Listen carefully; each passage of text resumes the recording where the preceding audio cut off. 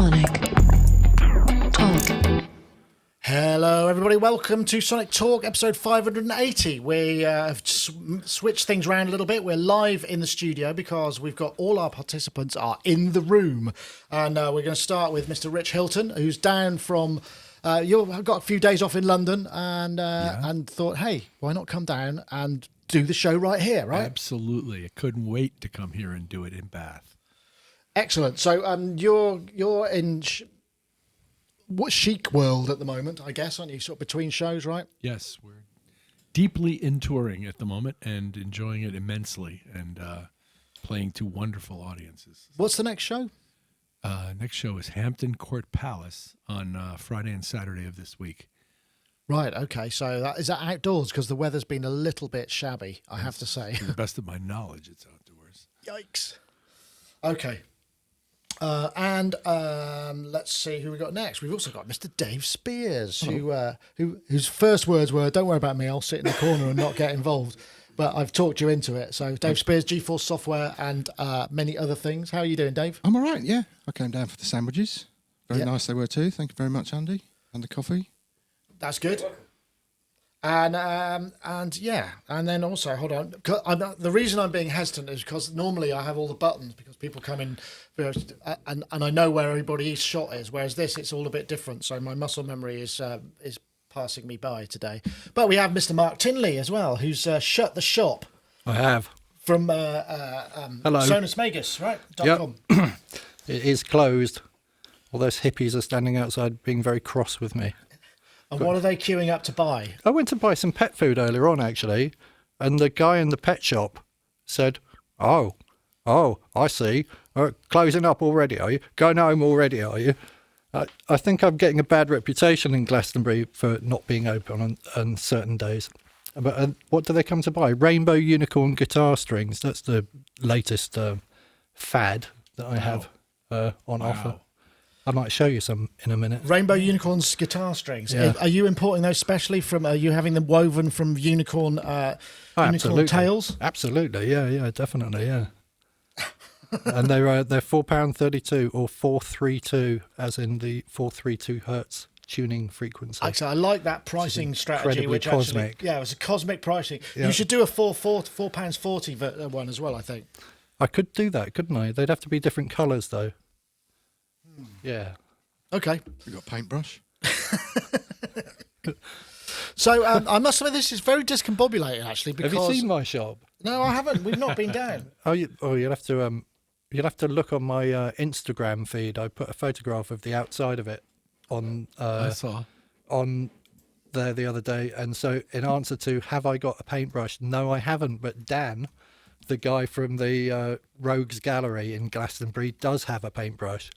And he did a very nice mural for me, which the council haven't told me to take off yet. So I'm sort of waiting for that moment when I get the letter through the door saying remove this at once. Or I'm desperately trying to search for the picture now, but I yeah. can't find it. Unfortunately, I just did a search for Instagram Sonus Magus, and I got one result, and it wasn't you. So that's really? maybe you need to have a word with them. some imposter. Sona Magus, an right? S That's and a probably- gap.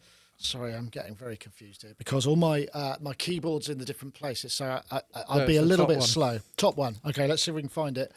Hold on. Wow, look at that bicycle exhaust pipe. Did you see that? Let's just have a look. I've got that on my bike. Oh, that's Have you? awesome. Got one of those. I've It's ordered brilliant. one. So I'm looking for you. Oh, that's a girl's bum. Yeah, where's your shop? I don't know. Maybe I didn't put it on there. I thought I had. No, it doesn't look like... Oh, there we go. Yeah, there. Yeah. There we go. Woohoo. That's it. Oh, Yeah. right. Oh, it's a melodica. Oh, It that's is, nice. but it's also a bong, A ballodica. and that coloured Okay. smoke coming out is what they make the rainbow unicorn guitar strings from.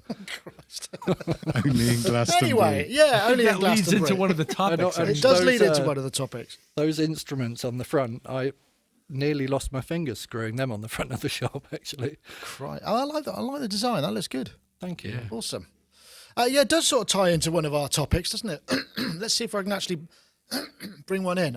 I can't mute my mic here either because everybody else's mic is open, so I can't shut myself up when I'm coughing. So yeah, this was the. I mean, this has been around for a little bit longer, but this was the classic. There was a story, wasn't there, back at the legend that Buchla back in the day. What he did was. He painted some of his early modules with some sort of solution of LSD, and it was all part of the West Coast mystery and the psychedelica. And there's a chap called Elliot Curtis who volunteered to fix a Buchla. He's I can't remember where it was now. I should have probably done a bit more research. And he said he dislodged a crystal from underneath one of the pots, and then spent 9 hours tripping. Which I mean, it's a great idea for a story. But I'm wondering what the kind of molecular breakdown over sort of 30 or 40 years of neat LSD would be. But anyway, this made mainstream news. It made kind of CBS and so it's like real bits. I mean, international Route 1 primetime synth news. How often does that happen? Well, it's a good story. People love a good story, especially if it involves LSD. And who doesn't have some of those? But anyway, probably some of us don't. I quite enjoyed it. I did. Well, you know what I wondered? I'm being scientific about it now. He had to have rubbed his eye, bit his fingernail. Yeah. Did I say pick his nose? No, I didn't say. Yeah. He had to have introduced it to some form of membrane. That stuff's not coming in through the skin of your finger. I've been around a little bit of LSD. Okay. And no, that's not coming in happen. through your fingertip. No, I don't care who made it and whether or not he was associated with the Grateful Dead. It's not coming in through your fingertip. However. Great story, though. I mean, he got a lot of publicity for it. And it was, I think the actual, but I mean, the original story as well. I mean, it all adds to the mystery. And I think possibly this is what began the whole mystique of the Buchla instruments and the kind of West Coast sound. It was sort of tied into that whole area of psychedelia and the kind of what was going on there. Yeah, I mean, his whole thing was Ken Kesey and the Magic Bus, wasn't it? I think that was the first thing he did, wasn't it? Was a sound system for the Magic Bus. Yes, in fact, there's a video somewhere. I seem to remember while I was researching this and trying to find it that was the Magic Bus occupants being interviewed by some straight-laced reporter, and this kind of really weird noise coming out from the bus, which presumably was a Buchla module, right? Yeah. I like this. As a good story. Whether it's true or not, I don't know. But also, the other thing is, so I've repaired a lot of keyboards in my time, particularly keyboard mechanisms and stuff like that. And it's like the back of the sofa, isn't it? Well, and it is. It's usually full of disgusting stuff. I mean, so the last thing you're going to do is if you see something in there, go, let's see what that's like. Yeah, that would be probably the last thing. But, fluff, coins, a lot of plectrums, I'd imagine, fall between keys. Yeah, that kind of stuff. Yeah, and we did find a spliff, weirdly enough, in OB8 that we'd shipped to a programmer who opened it up, and they'd obviously, whoever had the keyboard before had obviously just inserted it, under the keys, as it were, above the keys and below the panel, and that was still there, kind of 20 odd years later. That was weird. I imagine that probably didn't translate in terms of time. I don't know. Did you light it? No. There was talk about bring it to NAMM and we'll have a go, and then it was just like... Should have been framed. Well, we could have got tons of column inches if this is anything to go by out of it. A spliff in an OB8. I mean, you fix a lot of stuff in the shop as well, so you're doing repairs and things. I mean, can you? I don't know whether but it's a good story for starters, right? This is definitely a good story. I don't know. I'm worried now, actually, especially in Glastonbury. People like bringing things in to men. What am I going to find in there? In Glastonbury, I can make some fairly safe. I'm guessing maybe sequins, beads. Oh, I'm thinking these days it's more likely to be like ketamine and what's that stuff people smoke? DMT. I don't know. I've never heard of it. Wow. Yeah. I want to know what happened on the trip, because when people take LSD, they get kind of like amazing insights into life, and then they kind of find solutions to things and all that sort of stuff. So I want to know more. I want to know what happened on the trip, what was the insight, and what happens next. What's he going to do now? He's had that insight. That's true. I was looking for some clues to that, and this is the article on CDM Link, which is Peter Kern's brilliant publication. And literally the only sentence that's standing out to me is, the only study I could find deals with decomposition in urine. So, which I think is in reference to the Understand. shelf It life. happens The shelf life. after you Yeah. digest it. Of synthesizers or LSD? LSD, I think. Hello. Well, I remember, so it's the red panel myth. It's supposed to be the red panel. Is the thing that was the one. I'm looking to see if there's a picture of it somewhere. I think the only video I could find was basically mainstream TV, and I didn't want to play that and get beaten up by the police. But I know I know Jim on Synth Memes. There was a whole period where it was just like, if another person posts something about this, I'm going to lose my mind, because there was, in fact, he did a rather amusing kind of sketch on. It's like, I guess, people who knock door to door with sort of Bible pieces and sort of say, "Excuse me, sir, have you heard about the Buchla story?" maybe tell you about the Buchla story. I just thought that was kind of a funny parallel, really. So yeah, it's been there. I just felt like we should at least talk about it, because it's been and done. I know we're a bit behind the curve. Don from beyond the grave going, "Great, finally," just laughing. Yeah, that would be good. Okay, so let's take a look at. Oh yeah, here we go. This is also quite Glastonbury. I think, Mark. I think you might enjoy this one. This is the bowed glass bowls from Riot Audio. I know that. The Tibetan bowls, not bowed, but the finger bowls, the brass bowls, and this sort of thing. And so this is very much of that sound, and it is a beautiful sound. There is no denying it. This is a free. I think this is actually, as far as I know, it's free at the moment. So what's not to like? It's called bowed glass clouds. So I'm guessing it might have clouds in it, as in mutable. Free until July the 30th. So let's have a look.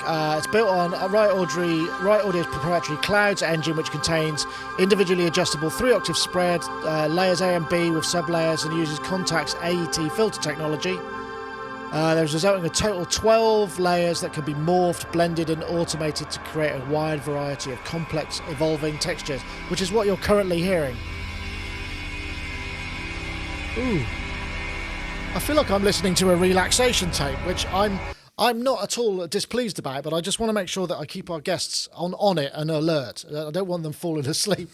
But Rich, you were putting a thumbs up. It did sound good, didn't it? It's something about those pure tones. Yeah, I spent a bunch of time listening to different videos of this thing. It sounds great, and it makes certain things incredibly easy. And I thought it was interesting that one of the sources that they used was a vacuum cleaner. What? What? Yeah. Wait. What's that? One of the noise sources they used was a vacuum cleaner. But anyway, I listened to a whole ton of these things. You could just leave these demo videos on and do your day. So it actually takes something that's kind of fun and desirable to do and makes it incredibly easy. Where did you go when you were listening to it? I was sitting in my hotel room in London. What was the insight that you got from? There wasn't any LSD involved. Oh, so It's just No, no, I just mean the auditory. sound. I was spinning off then. it was good. No, there's a wide variety of things you can do with a pretty minimum number of controls, and there's a bunch of different textures you can get, and yeah, it's all kind of just evolving ambient kind of stuff. Do you know what this sounds like? Have you heard the? Is it NASA's recording of the planets when they recorded all the planets somehow, and there's a the sound telemetry. track Yeah, right, of it, yeah, I and think it I do. sounds really similar to that.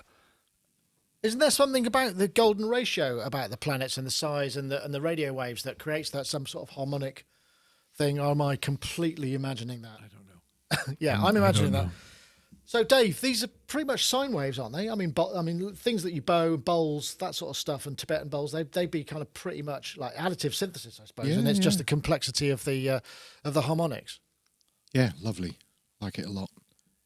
Yeah, there was. I mean, I can't think. I'm trying to think why I put this in here, and I think it was basically, Mark, because you were here and you from Glastonbury, and I thought this would be something that would kind of work with the.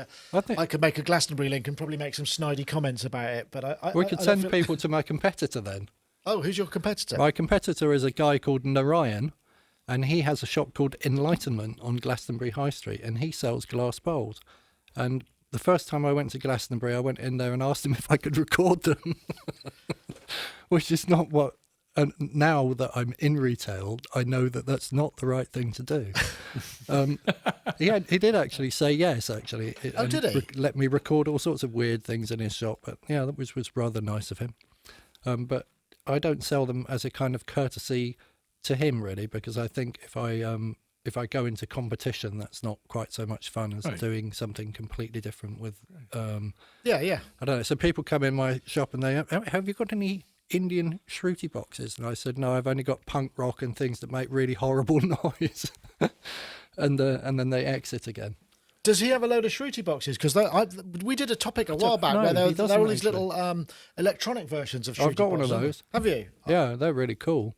But no, nobody in Glastonbury sells, the little harmonium things that you squeeze and they just play a single tone or whatever. Nobody seems to sell those. I think there's London is the. Is that right? Well, I don't, maybe someone in Bath. Well, you know those stress balls that you get, you pick them up in garages and things. Yeah.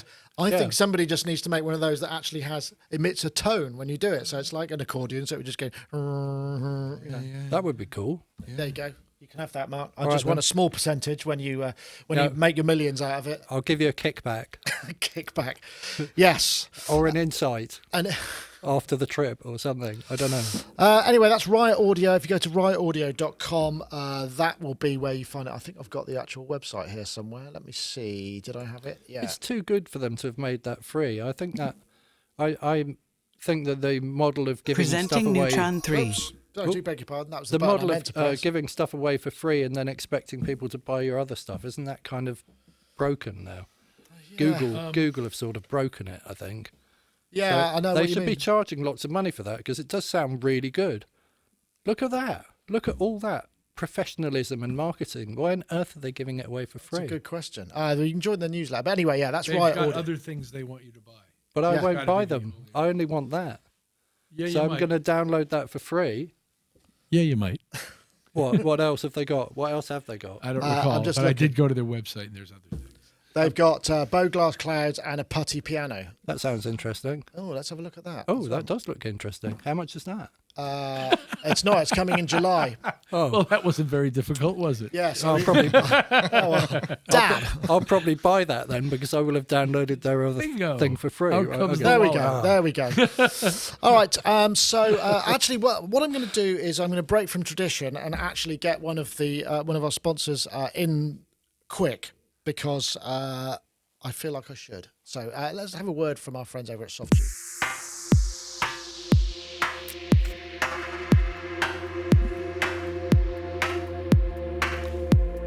This is the Parallels, Softube Parallels, plug-in soft synth, one of their first, although there is a new one as well, which I'm sure we'll be showing you about.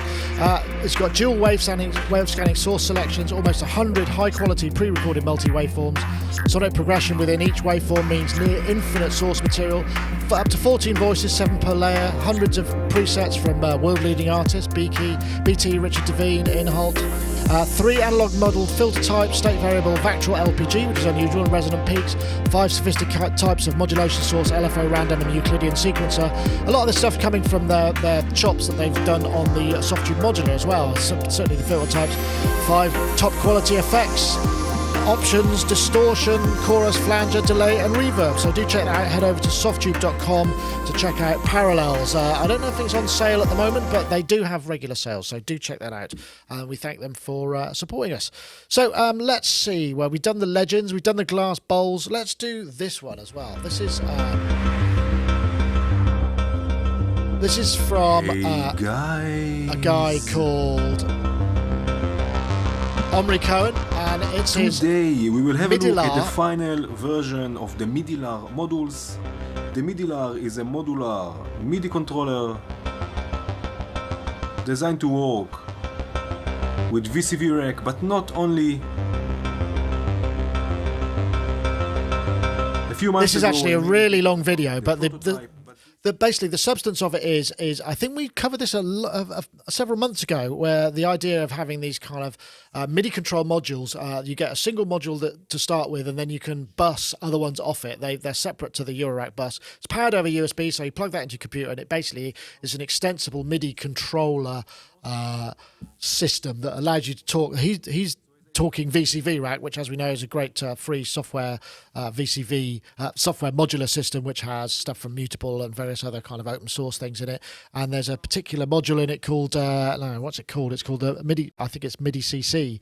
A module which allows you to do up to 16, and you can just pile them up and use it for hardware control to integrate with your modular and your Softube module and your software modular. It could be a Softube modular too. And it just seems like this is the next evolution. It feels like, we're heading in this direction. Everything is going into this. What do they call it? It's what do they call it? Conflux. I can't remember what you call it. Delay. It's called when things kind of come together. Converge. That's it. Confluence. Confluence. There we go. Okay. There we go. We've got plenty of these. I don't know. This is kind of interesting. I mean, I know, Dave, you've got modular stuff. You haven't gone Eurorack yet. I'm pretty sure you're going to.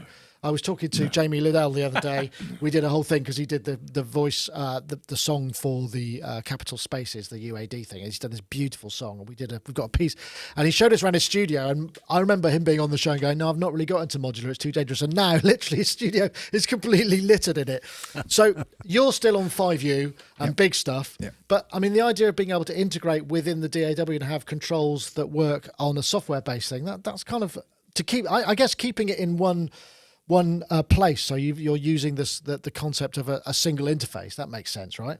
Yeah, I understand how it makes sense. That's not why I got into modular stuff. I got into modular stuff because I felt like a data entry clerk, constantly in front of the computer every day, day in, day out, and I wanted to stand up and plug things in and move things around, and it was my excuse to get some exercise, as minimal as it is. As it was. So yeah, I kind of shy. That's the only reason I sort of shy away from this, because one of the things I love about the large format stuff is, like I say, I can get up, move around. It becomes a little bit of a performance in itself. That's all recorded. It's done with and gone, and that's the one thing I loved about it. And then I suppose once you've done that, you go and sit in front of a computer, and then you're in a different headspace. Yeah, I could get that. I mean, this is a picture of the actual rack itself. Let's see if I can make that bigger.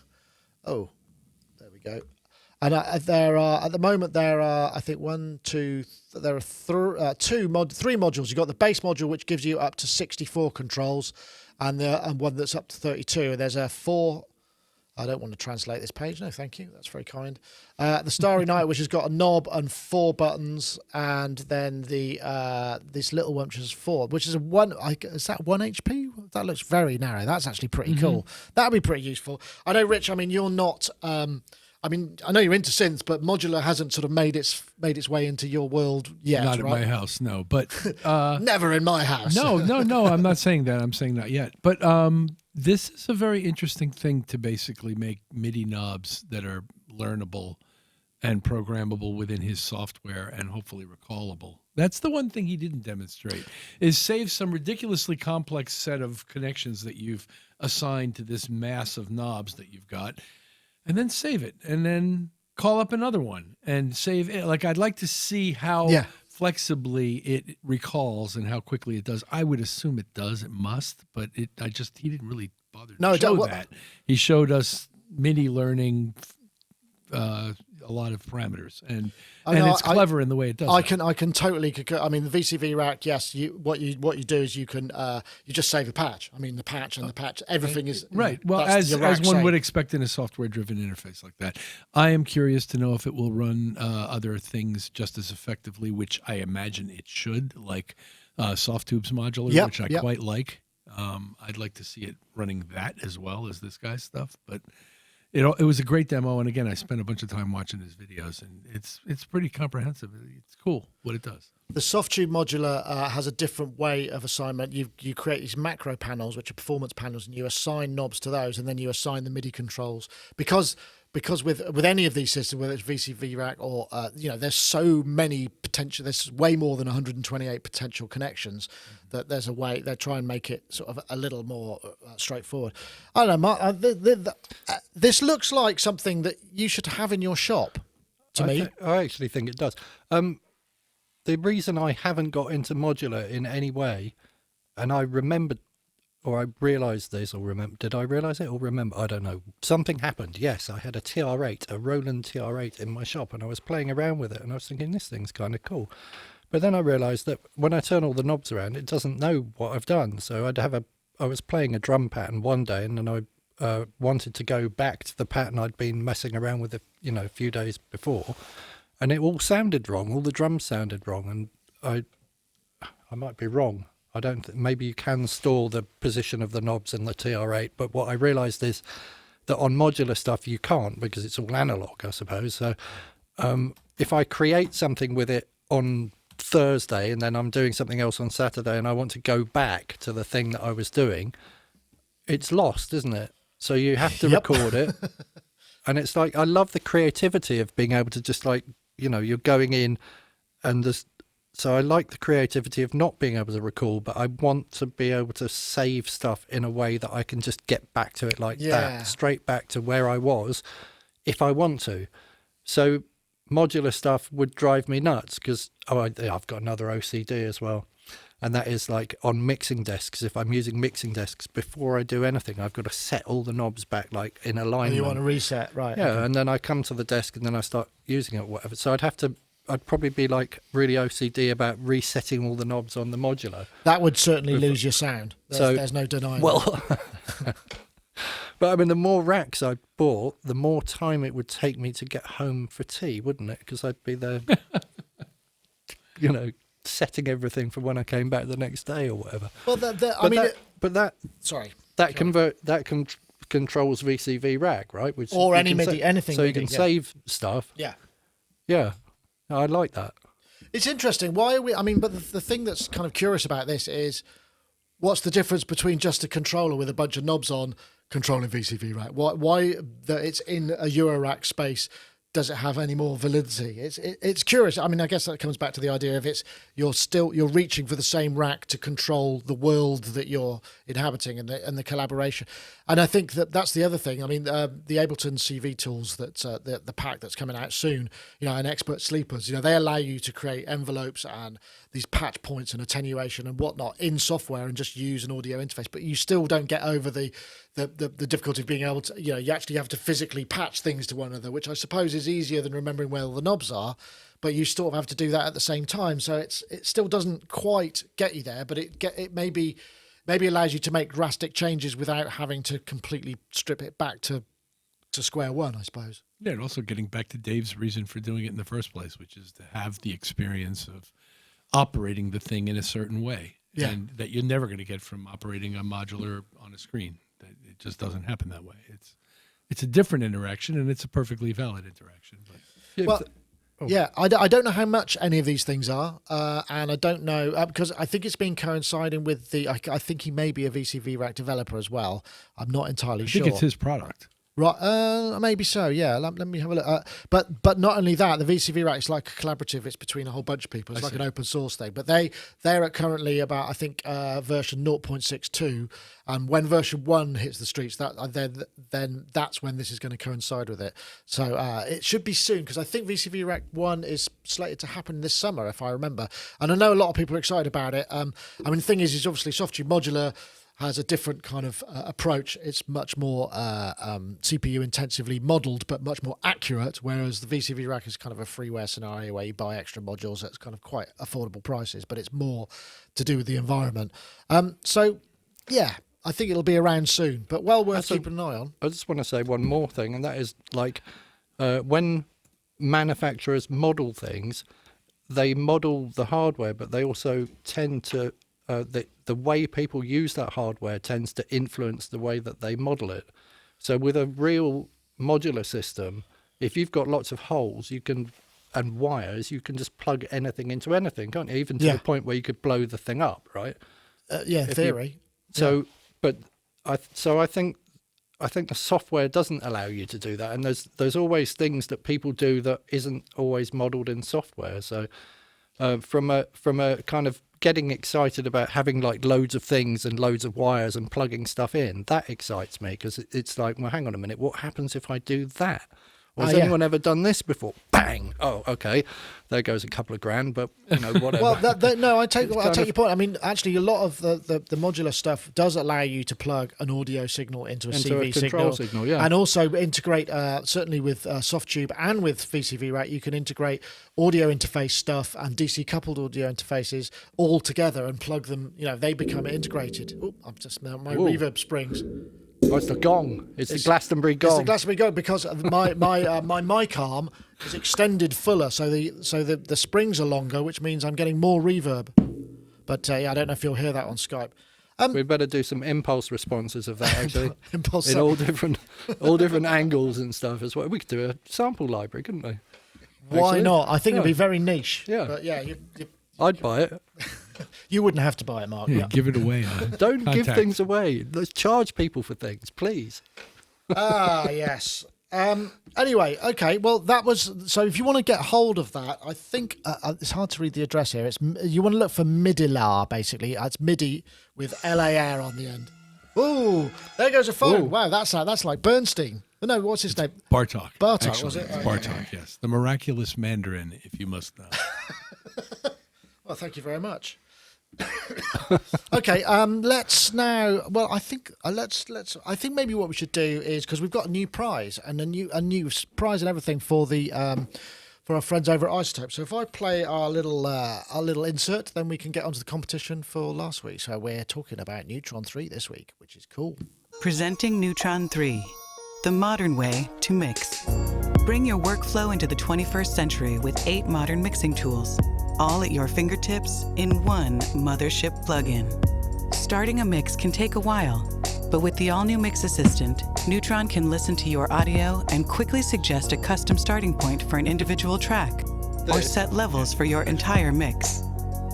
Shape sounds like never before with the new Sculptor module. Match audio to a target sonic profile and instantly sculpt it to sound more like itself, or like something else completely. How could it sound more like itself? Reach out and touch your audio with Neutron's immersive controls and visualizations. Neutron 3 comes equipped with Visual Mixer, a tool to help you effortlessly manipulate the landscape of your mix.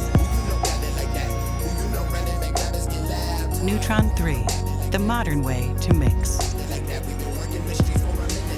So there we go. That is Neutron 3. This is so we got a new prize this week. But we have a win last week. Neutron. I should point out actually, we use Neutron 3. We're talking to Rich a bit before the show. This is just out, and it's got a lot more of their kind of inter-plugin communication stuff in it, which is actually really cool. Rich, you were telling us a little bit about that. Have you been using it? I've been using Neutron 2 for quite some since it's been out, and Neutron 3 takes those things and adds to them. So to the extent that they're similar, I know something about how it works. And the fact that they claim to have improved the masking meter is really significant to me, because first of all, it was good before. It allows us to see where frequencies are piling up across 2 different compared inputs on a single plug-in window. Right. And so for all of us who basically have monitoring systems that don't present the bass in any kind of a realistic or honest way, it actually helps you to see where your buildups are and where your weaknesses might be, and actually use visual aids to adjust your low end that you can't hear in your monitoring environment. I certainly don't have perfect bass response, but you can hear it when you make the difference. And you go out and you play it, and all of a sudden your bottom is like full and clear and not piling up on each other. And other things they do is inter-instance communication, so that you can use, for example, an input from one instance of Neutron as a sidechain in someplace else. And a simple application for that is using kick drum to duck a little dynamic EQ on the bass instrument, so that rather than just a straight ducker, you're actually ducking just a specific frequency. Yes, right? Yeah. Just a little bit of, like, say 100 or 80 cycles, and very gently, and all of a sudden your bass clears up. Between those 2 activities alone,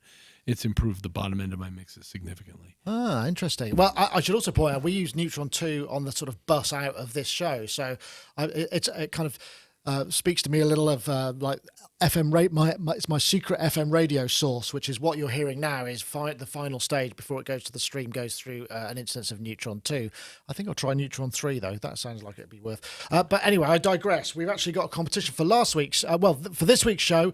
If you want to win a copy of Neutron 3, we're looking for the hashtag MixBalance and the hashtag Neutron3. And if you send that to Twitter, that's the hashtag MixBalance, one word, the hashtag Neutron3, one word, and the number 3, not the word 3, to @Sonicstate and @Izotope Inc. That's MixBalance and Neutron3 to @Izotope and @Sonicstate. And that will get you entered to the competition. Once again, we thank them for supporting the show by providing the prize every week. And we do have a winner for last week. Last week's winner is a chap, or I think it's a chap, Dennis Kemp the second, or Dennis Kemp 2. Maybe there's a Dennis Kemp 1. And it's DT Kemp 2 on Twitter. And they tweeted last time, rumour has it that RX can fix it. I'd love the opportunity to prove that rumour as fact, but I'll need the RX-7 to do that.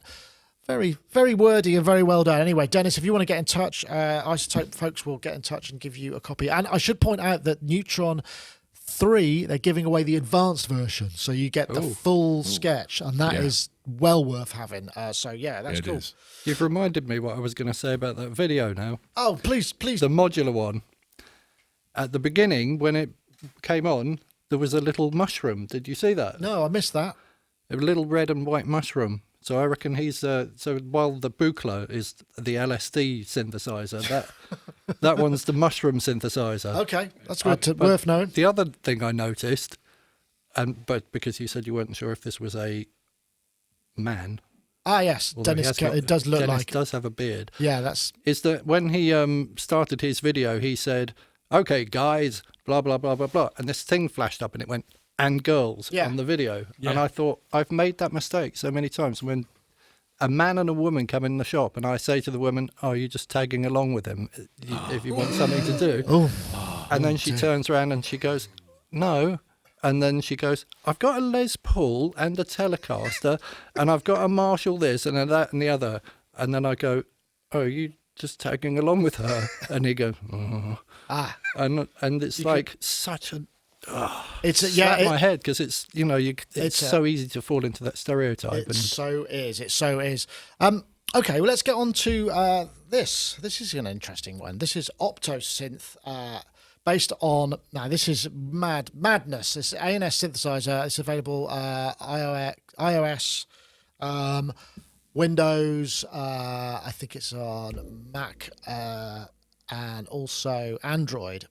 And I think it's like $5.99 or something, and it's based on an Optosynth, a photo. No, let me, if I get this right, it's a photoelectronic instrument from sort of 1938, 1958, and it was used on some Tarkovsky films. And it takes sort of imagery and uses the light of the imagery to create these sort of tones. But it's got a very beautiful and quite unique sound. I mean, that I'll tell you what that reminds me of, that Vin Diesel film, where he's stuck on the planet and there are these strange night creatures and they make this noise. And in fact, like I say, this was used with early Tarkovsky films. This is the software replica of it, but I've got a video as well of the hardware. And this is just a really interesting. It's not totally unique. We've seen it before in other synths, but it's just the sound of it has a sort of something I've not heard kind of before. I think there's more videos. Normally I would fast forward this, but I'm actually 20 feet away from the computer, so this is more sounds that it makes. It's like a spectral. Yeah, I think it's fascinating. Yeah, absolutely. So anyway, I'm going to stop that because I know that Rich and Dave both had kind of feelings that it reminded them of Metasynth a little bit, which is an early synth. They definitely had to know about this because it's basically one portion of what Metasynth was. Yep. And I'm trying to remember Metasynth. I mean, it's one of those pieces of software that kind of went. Doesn't it work on OS 9? Yeah, went away. I think it's still no. Let me have a look. No, there is a version that currently works. Is there really? Okay. There is. But it was one of the very, very first synths, wasn't it? One of the very first. Says here through Mojave. Yeah, but the quality of that thing is so good because it does all the number crunching, and then you get these I don't know. I made like lots of very filmic sounding things with it, like the Dolby THX sound, which kind of has that lushness to it. So Oh, there we go. Metasynth 6 new feature highlights. It does. It's all compatible. But this used to be I seem to remember Metasynth initially used to be.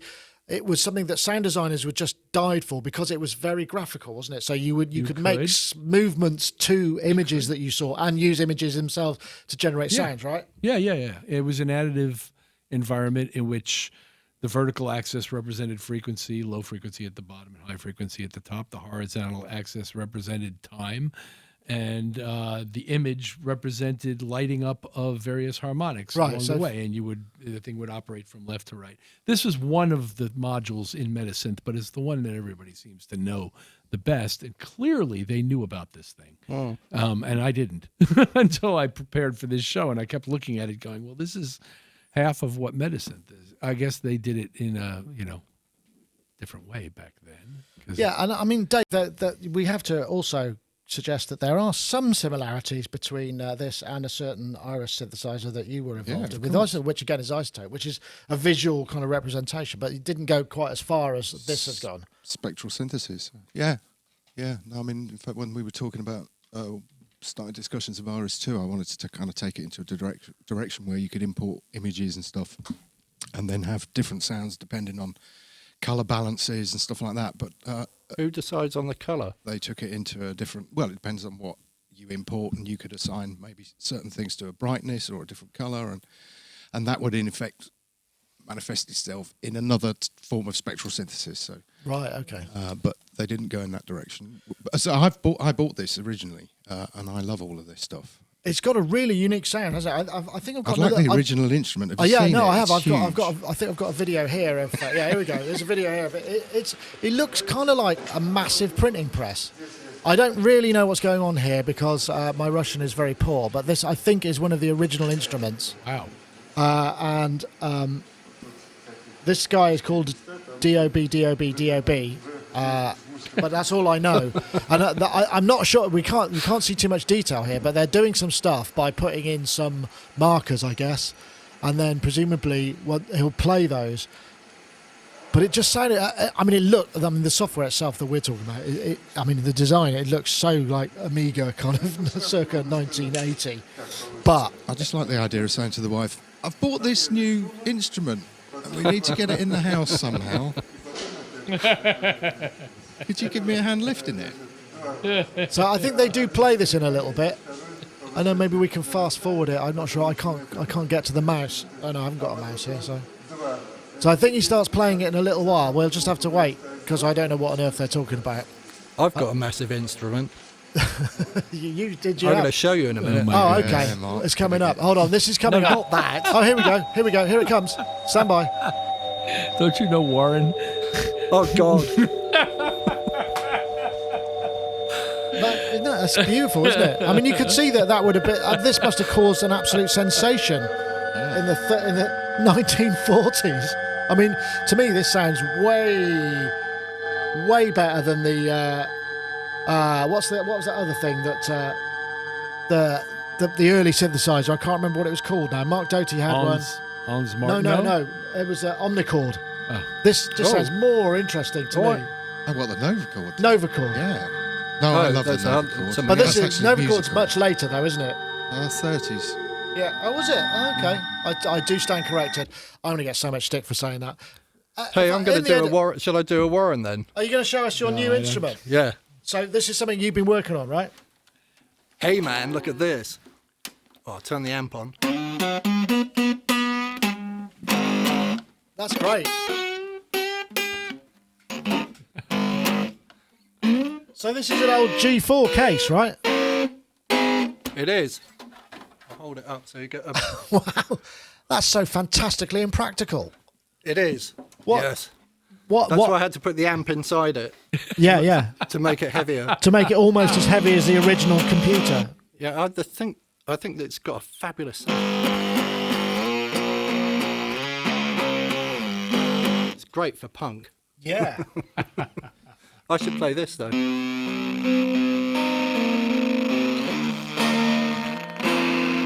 It's got that kind of battery dying brown death. It's like Zvex pedal.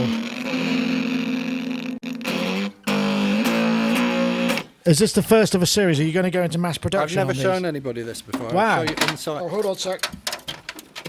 Oh. Whoa. Oh, that's awesome. There's the amplifier in there, with the little flashing red lights. That's what we call an airbox in the trade. It's big, isn't it? Yeah. So you could put some resonant tubes in there or something that would actually kind of that would be interesting. You could put a spring in there quite easily. That's awesome, isn't that brilliant? Is this something that we can purchase? Can be purchased at Sonus Magus? No, I'm giving them away free. I mean, come in. I'm giving 100 of these away free. No, I'm like, it's a lie. What the hell? Hold on a second. Yeah, you can purchase it. I've based the price based on the CPU speed. Based on the original computer. So when it's fully loaded, it'll be about 35 grand by today's money. When people ask how much it is, I say, well, it's a G4 and it's a 450. I can't see it written on there anywhere. Where does it say that? Where does it say it there? Oh, my What glasses. records did you make on it? So it's 450 quid because it's got 450 megahertz. Hertz or something. Yeah, those hertz things. So I should have rainbow unicorn. I mean, and if you look, you probably can't see it. And Yeah, I can confirm it has rainbow unicorn strings on it. Yeah, rainbow strings made from unicorn hair pulled from the top of the melodica on the shop. You know, the smoking melodica. So I should sell the 450 version of the rainbow strip. Can you imagine how loud an orchestra would be tuned up to 450 hertz? And there'd be men sawing bits off flutes to try and get the pitch up because flutes won't go up that high, will they? I don't know if they will. Yeah, I'm not sure. Bela Lugosi's dead. No, that was the wrong chords, wasn't it? What could That's do? awesome. I know, you'll probably get you into trouble for copyright if I Yeah, start playing. you have to be very careful with that these days. That's All right. brilliant. So yeah, is that the only? That's the only one in existence, right? It is the only one in existence unless somebody's copied it. Well, Mini Mac Mini make ukuleles. Yeah, that's a good idea. Do they? Who's done that? Send me a picture, Red Walks. Mac Mini make you. All right, let's have a look. So let's see. Can we find a Mac Mini ukulele? I want to see that. I'm searching for Mac Mini. I'll keep playing really badly Yeah, while you okay. do that. Mac Mini.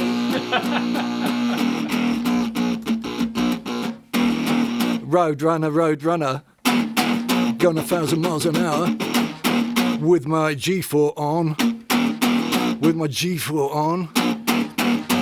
I don't think there's. I think you could have the market cornered there if you did some Mac Mini ukuleles, Mark. Okay, I'm going to do that as well then. Yeah. What did Dave find earlier on though? You found something, didn't you, Dave? Oh, that was that. Somebody did an Apple IIe advert, didn't they, with a neck on it? Apple II. Yeah. Apple Just II. to put in Apple IIe guitar. IIe guitar. Okay, I'm looking for that. This is it's all of us basically searching on our personal search devices live on the internet, folks. You can watch us do it. So, guitar here. Even looks like Mark. Does he? Oh yeah, here we go. There we go. Ooh.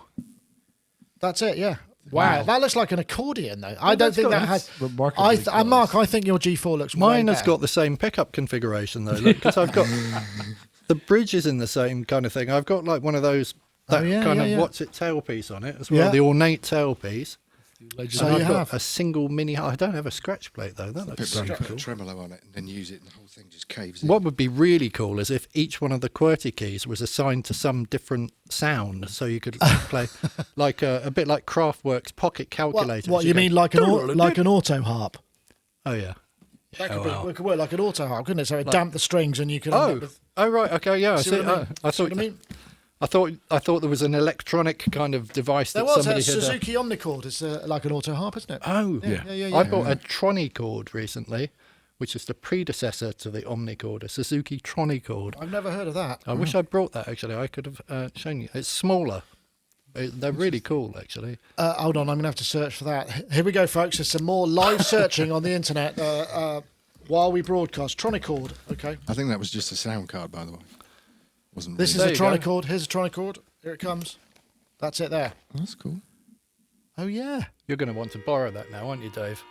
Oh, are you going to circuit bend it? No, No, it's too valuable. I was gonna Well, the say. thing that was interesting about these is that actually the strum pad, because I know that Goldfrapp used to use the Omnichord. Alison used to use it because you could play some really beautiful, very high, tinkly kind of arpeggio stuff. Yeah. and it was all the Yeah, rage for really a while, cool. wasn't it? That did I had a call from Brian Eno, weirdly enough, asking me to find him an Omnichord Mark 1. Because that was the, I thought that was he the had best one one or already. something. Well, I think he I mean, the lost it reason- or couldn't find it or something. The reason why Nick Rhodes has an Omnichord is because we had this conversation years ago where he said, I was on a plane with Brian Eno and he had this thing in a suitcase.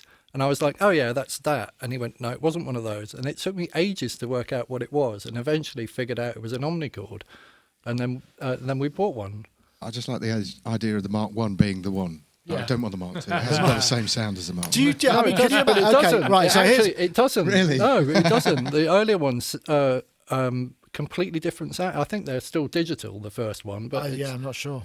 But Wow. the later ones don't sound the same. And I had one recently, and I sold it in the shop and thought I can emulate this on like the iPad or something. And you can't. The actual physical experience of playing that thing is different to any of the emulations of it. I'm And looking it does forward to do a something Mark II really and a cool Mark I. and quite beautiful as well. So okay, there's an article here somewhere about manufacturers of electronic music instruments who are also well known for making motorbikes. So we've got Suzuki and Yamaha. Yeah. Any other takers? Ooh. The Bultaco synthesizer was quite good. Actually, That's a complete lie. Actually, Ural, the motorcycle manufacturer, make guitars. Okay, So that'll there is do. a Ural Okay. guitar. That'll work. That'll work for me. Well, I can tell you that I had a Yamaha CP60 upright electric Grand with MIDI, and the handles on it were the motorcycle footrests turned upside down. Yeah. That doesn't surprise me. They're heavy as hell. Fantastic. Okay, and now here's a question. So you did mention, Mark, just now about being on a plane with Brian Eno. So No, I wasn't. no, but I mean, Yeah. so who had an Omnichord in the case. So you're on a plane, right? Yeah. A long haul flight. Yeah. Somebody has a portable electronic musical instrument, either with the speaker on or the headphones turned up really loud, and you're next to them. I've been there. Who would they have to be for you not to complain? Ooh. Imogen Heap, probably. Okay. That's cool. Actually, we're trying to get an interview with Imogen, to get Imogen on the podcast at some point. It'd be good to have her on. And I'm talking to her people at the moment, so it might be on. Might be able to play out this. So does that scenario. mean so if it was Brian Eno, would you complain then? Would you go, "Oi, mate, turn that off"? I'm talking. Well, We're you didn't talking. hear what I said We're to him talking. about the Omnichord 1 We're or talking 2. Australia. We're talking maybe was- long haul flight from Australia. And like you've taken off. You've literally the seatbelt sights have gone off. Out comes the whatever it is, and it's kind of getting right on your nerves. Yeah. And you're thinking, there's no way I'm going to be able to survive 12 hours of this. Maybe you move. Maybe you can ask to move seats, or say, would you mind if I, or would you just sort of try and engage in conversation? It's an interesting. It's like what are those cards called? Cards Against Humanity. Humanity, yeah, It's a yeah, sort of yeah. palatable version of that, without being sort of war crimes or It's anything. funny you say that. On the train down here, I was in a quiet carriage, and the woman next to me started using the phone. Yeah. Was there a bloke a few seats down typing really loudly? No. Well, but no. Was she People doing it weren't being quietly? very quiet in general. Ah, okay.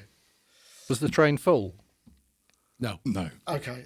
I can't keep up with all the As switching. it, I'm as it nearly there. relates to if I were stuck on a plane with Brian Eno and he were playing the headphones really loud, I would tap him on the shoulder and say, "Aren't you the guy who made music for airports?"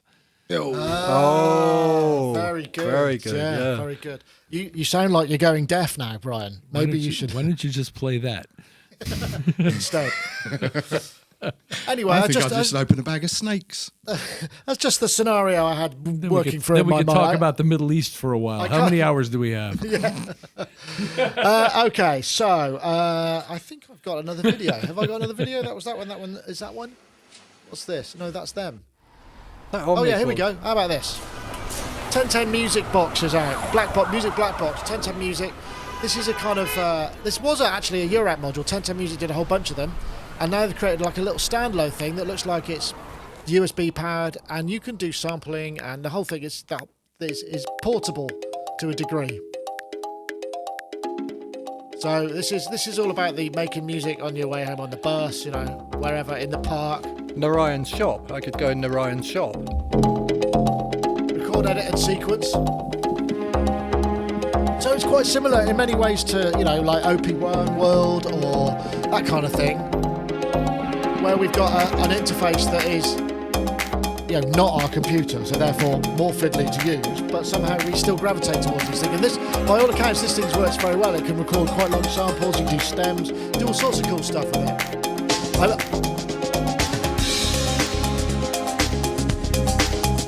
More Dave's eyebrows are going up. I'm guessing he's playing these, right? So it seems. Maybe. I know this is an audio recording by the looks of it. It's quite a compelling musical demo. I mean, the BlackBox and the BlackBox thing, from what by all accounts I've seen, I think a couple of people have done little pieces on them, and it looks like a kind of fun thing. I mean, do these sort of do it all boxes appeal, or do you just think, hey, I've got an iPhone or an iPad, maybe I should just use that? I mean, what's the sort of... That thing does appeal, and I think it is cool to have a freestanding device that does all of these things. I don't know the extent to which this thing is actually making the noises or just capturing them, but it reminds me a little bit conceptually of Izotope's Spire product. Right, yeah. Which is basically a bring it with you recorder with a really nice microphone and some nice mic pre's, and you can edit it on your... Yeah, you do need an iOS device to do that part of it, I think. But yeah, but you can use the iOS device as a recorder too. Yeah. I mean, so true. When I was sitting in Westminster Abbey, because I went there and I wanted to hear the organ, I whipped out Spire and recorded a little bit while I was sitting there because it was cool and it sounded good. Nice. Yeah. Dave, I saw your eyebrows go up. Is that just because there were some drums, or you think it's cool? Because 1010 Music have done a few of these things. They've done. We reviewed something. I think that they did a sampler, and they've done a kind of a utility module which does kind of LFOs and envelopes and all kinds of things. And I guess it's like a platform that they've built, and then they've put it in its own box, and it does all of these other things as well. Yeah, I was thinking maybe it's time to update my QY10. I'll say, I've still got one here somewhere. Because the QY10 had a better sound than the QY20. No, I'm just lying. It did. I'll tell you what, the sound on the QY10, you go up 5 or 6 octaves and you start playing up there, and the aliasing is just brilliant. Wow! And I've just revealed something. I should probably. That was one of my secrets. They're going up in price now. Yeah, they ought to. That was the thing I Brilliant. took on tour forever. So yeah, this is very much more high tech, and I like the idea of being able to go. I like the concept of being able to take something and go out and do some work elsewhere without being shackled to a computer and stuff. But I think in reality, for me, that just never happens, because I then start hanging things off of it. Oh, I need a hard drive, or I need more of this, or I need more of that. Oh, Yeah, I well, need one of those. And before then you I know got it, your I'm- computer anyway. Yeah, so. and then I'm that's outside. that's the thing. I think actually I'm just looking at the spec on this. I thought, but it's got micro SD. I had a feeling. I thought it had a USB host mode, so you could plug. It does. Yeah, it did say, I watched the video. It said Okay, that in so the it does. So video. that's kind of cool. So you could plug something into it and Yeah. kind of use that. I think isn't it $600? Yeah, $600, which Yeah, is yeah, yeah. pretty affordable. It's fairly affordable, but Spire is half that. But this thing makes noises. I get it. This thing is a sound generating What device. is Spire's on your phone though, isn't it? No, It's an audio interface. It's a hardware. It's a Oh, hard- okay. piece of I don't know hardware. what that is then. It's a recorder, but it's not making the noises like this thing. I think I'm a bit worried that they say it's got a nearly indestructible design, Nearly. and I challenged them to lend it to me because I once threw an S1000 out of a 4th floor window, and that was nearly indestructible, but not quite. I'd like until to it have hit the seen ground. This was in like 1990. I had an argument with a girl, and it was right. That's it. I'm Oh leaving. God, that reminds me. We had a That was we had a report in New Jersey, actually. Wow, no, that's 1,000 out of a window. The And famous S1000 New Jersey incident. Yeah. we had a similar incident where one of the guys who used to do some work for us, he had one of our M audio recorders, or a recorder. I forget. It might have been a Zoom H. I forget what it was. And him and his girlfriend had a massive argument, and she just picked up something and threw it at him, and he ducked, and it hit the wall and smashed, and it was our recorder. Oh no. And and it was like, oh, that's really awkward, you know. And so it was kind of like, oh, what do we do now? Because it's like, well, that's not wear and tear, really. That's sort of willful damage, and I know, but it was a very awkward situation for a while. But so there we go. There's something for the chat room. Any other kind of girls? The first, We've got to be careful about girls. Well, it was his partner. I don't know if it was a girl or not. Well, she was my partner. Was what? Wait a minute. No, not that one. Yeah. Not his girlfriend. I was gonna say, No, the that's one I really fell weird. out. That would be the one really I fell weird. out with. Oh, okay, all right. I was just looking. So 1010, yeah, they've got Toolbox, Bitbox. I think, but Bitbox was the sampler. So now they're BlackBox. So they're all the same price actually. The BlackBox is the compact sampling studio, and it's standalone and it's 599, whereas the Eurorack modules are 599 as well. So interesting. Is it the same thing then, but just in a? No, well, I think it's a similar platform. I think it's got a kind of computing platform with. Because if you look at the hardware here, certainly the Eurorack modules, they've got the sort of same number of I/O and the knobs, so it's just they changed the functionality. So I guess one could be the other. It just depends on what software you might load on it. Whereas the BlackBox is obviously different because it's self-contained, it's got buttons, and it doesn't have the 1/8-inch jacks. But it looks like an interesting thing. I guess something we should probably look at. But I don't know how much appetite there is for these things because, I mean, people get very uptight about what they consider to be hipster devices these days, don't they? And I don't really know why that would be the case. It's just, what does that actually mean? Does it mean something that you think you need, that you don't really need, but if somehow the marketing has led you to believe that you do? It's like buying clothes for fashion. You're buying equipment for fashion. But I mean, it's always been the same, hasn't it? I mean, I don't think there's been any much different. You're after the latest sound, and if that's what it does, you're going to buy yourself a TS-81Z for the lately bass, right? Yeah. I've got one for sale in my shop if anyone wants one. Sorry, I had to plug it. Nicely done, then, Mark. Nicely done. That was awesome. I'd just like to say, round of applause there for the sleuth marketing there. Thank you very much. Absolutely excellent. That right in there. Yeah, that was brilliant. I think we might be. Gosh, we've reached 5 o'clock miraculously. I'm just beginning to get my muscle memory is starting to work. I know which button to press, and we have to stop the show. Right, let's do a show. Yeah, let's do a show. Yeah, that was the rehearsal. Now let's try again, and only this time I'll do better. So yeah, that was great fun. Mark, thank you so much for showing us your guitar. Can you hold it up for us once again? Yeah, sure. Oh, you've got something else there on the top. Did you? I was just going to. Well, we almost got to a link where this would have been an appropriate moment to show this. You got the craft synth too. Yeah, so I never buy things because I expect people to give them to me for free. But I saw this on Kickstarter. And I thought, God, that looks really cool. So I just clicked the button and went for it. And it is really, really awesome. They do sound good. Have you got the case? Because that's the thing that got a little excites me. case. I've seen the synth before. I've never seen the case. The case is really cool as well. The case. I'll hold the case up here. Yeah. Andy's swooning already. But it's gnarly and harsh and digital. And but it also can sound quite smacks warm you in too. the face. Yeah. And then you turn the filter and it just goes all, like you say, warm. It sounds almost analog in a way, but I know there is absolutely nothing analog about it. it. Nastiest FM that you can imagine. I had a customer come in on Saturday, and I was playing with it in the shop, and I'd got one of those little Stag Riot boxes, and I'd got it plugged in and turned up full, and I was going, gong, gong, gong, and she said, "I say that's awfully loud." So it upsets the gentler persuasion of the hippies in Glastonbury. Have you got any unicorns? I only came in for unicorn strings. Yes, exactly. And I'm meant to be holding the guitar. Oh yeah, we were going to have a look at the guitar. Yeah, I got Andy's in sidetracked. place and everything. So we're going to have another quick look at it. Actually, will you hold that up and we'll say goodbye to everybody, and then you can play us out. How does that sound? Okay. So there it is again. If you tilt it so the light's not catching it, so we can see. There we like go. that. That's it. Oh, it looks Beautiful. good, Doesn't it look good? Only £450 Are you- at Sonus Makers, Glastonbury. Awesome. Sorry, that was another plug, wasn't it? Yeah. Okay. That's enough of that. And Dave. it sounds awful. Okay, you can shut up now. You've had enough. Oh! I'm gonna. You can All right. play us out. I won't That's say it for anything now. else for the whole podcast. Okay. That's fantastic. Well, we nearly finished. So. Dave, thanks for coming in. And of you. course, we're going to go out and have a curry, I think, aren't we? Marvellous. And meet up with Gaz, I believe, as Yes. well. Because both yourself, your good self, and Rich are staying in town. So we'll be able to enjoy each other's company for more than just the hour. All night. Oh, well, I'm going home. I'm going home. Hey now. I think you and Rich are sharing the same hotel, not necessarily the same room. Hey now. And of course, we've got Rich here as well, so you'll be joining us after. Thank you for coming down, Rich. It's my pleasure. I'm so glad that we did this. It's so much fun. It always is, isn't it? And we can do the. Well, actually, you can play. If actually you play, because the problem is I've got. Don't ask me to play anything I've got. complicated. The thing is, I've got the I've got the end that I press. It's like a whole automated process. Okay. That has a piece of music in it, which is the thing that we use to. Have you got the score? I'm yeah, I wouldn't understand it.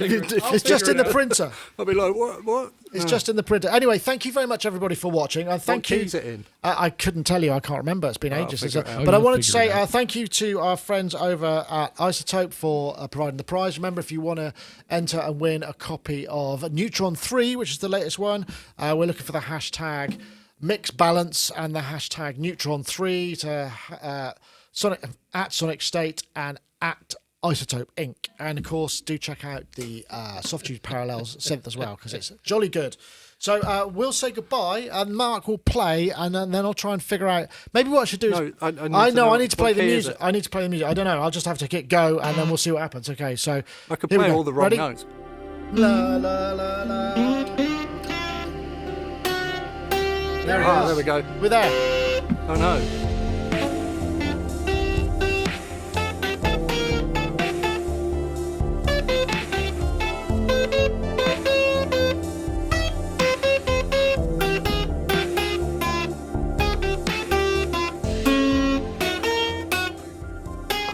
That's awesome. I've ended on the right note.